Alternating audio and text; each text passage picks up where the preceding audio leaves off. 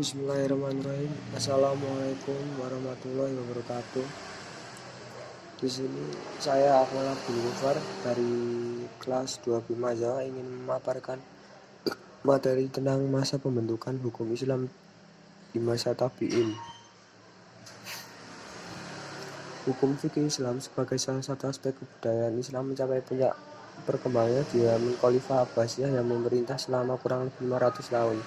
Di masa inilah lahir para ahli hukum Islam yang menemukan dan merumuskan garis-garis hukum fikih Islam serta muncul berbagai teori hukum yang masih dianut dan dipergunakan oleh umat Islam sampai sekarang.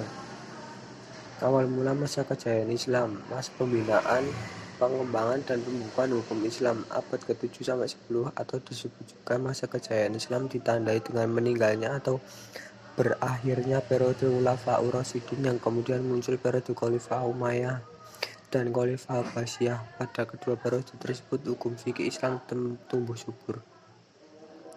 Perkembangan masa kejayaan Islam periode ini merupakan masa keemasan umat Islam yang ditandai dengan berkembangnya berbagai bidang ilmu seperti filsafat pemikiran, ilmu kalam, hukum tasawuf, teknologi, pemerintahan, arsitektur, dan berbagai kemajuan lainnya.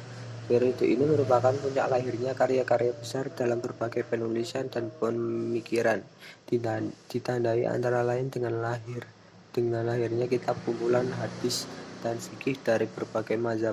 Pada masa ini umat Islam dalam menjawab permasalahan kembali pada Al-Quran, Sunnah, ijtihad, baik ijtihad jama'i maupun ijtihad iradi. Faktor-faktor yang mempengaruhi pertumbuhan hukum Islam.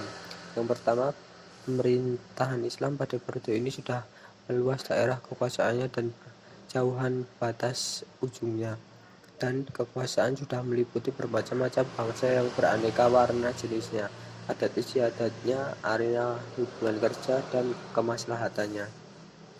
2. Ulama mengaku tugas perundang-undangan dan memberi fatwa dalam periode ini. Terakhir, pada periode ini muncul pemuka-pemuka dengan bakat dan persediaan mereka. Lahirnya mazhab. Mazhab adalah istilah lain yang sering dipakai untuk mengganti kata denominasi pada Islam. Kata mazhab berasal dari bahasa Arab yang berarti jalan yang dilalui dan dilewati, sesuatu yang menjadi tujuan seseorang baik konkret maupun abstrak. Sesuatu dikatakan mazhab bagi seseorang jika cara atau jalan tersebut menjadi ciri khasnya. Menurut para ulama dan ahli agama Islam, yang dinamakan mazhab adalah metode yang dibentuk setelah melalui pemikiran dan penelitian.